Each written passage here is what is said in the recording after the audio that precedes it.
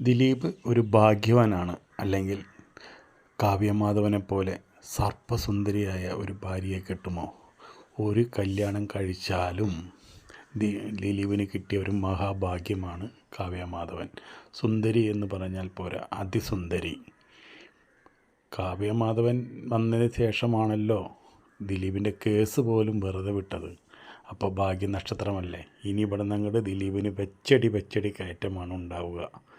എന്തുകൊണ്ടും ഒരു മുഖ സൗന്ദര്യം കൊണ്ടും സ്വഭാവം കൊണ്ടും കുട്ടികളുടെ മനസ്സുകൊണ്ടും എല്ലാം കൊണ്ടും തികഞ്ഞ ഒരു ഉത്തമ ഭാര്യയെ തന്നെയാണ് ദിലീപിന് കിട്ടിയിരിക്കുന്നത്. ദിലീപിൻ്റെ സുഖത്തിലും ദുഃഖത്തിലും ഒരു ബലമായി, ശക്തിയായി എന്നും കാവ്യമാധവൻ ഉറച്ചു നിൽക്കുന്നു.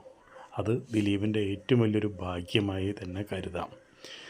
മഞ്ജു വാര്യരെ വെച്ച് നോക്കുമ്പോൾ സുന്ദരി കാവ്യമാധവൻ തന്നെ. പിന്നെ അതിനേക്കാളും ശക്തമായിട്ടുള്ള ഒരു ദിലീപിൻ്റെ ഭാഗ്യം, സ്വന്തം മകൾ അമ്മയെ തള്ളിപ്പറഞ്ഞ് അച്ഛൻ്റെ കൂടെ വന്നു എന്നുള്ളതാണ്. ദിലീപാണെന്ന് വെച്ചിട്ടുണ്ടെങ്കിൽ ഒരു നടിയാക്കാതെ പഠിപ്പിച്ച് വലിയൊരു ഡോക്ടറാക്കി. ഇപ്പോൾ ലക്ഷങ്ങൾ ശമ്പളം വാങ്ങുന്ന ഒരു വലിയൊരു ഡോക്ടറായി. അപ്പോൾ അതും ദിലീപിൻ്റെ കരിയറിലെ ഭാഗ്യമാണ്.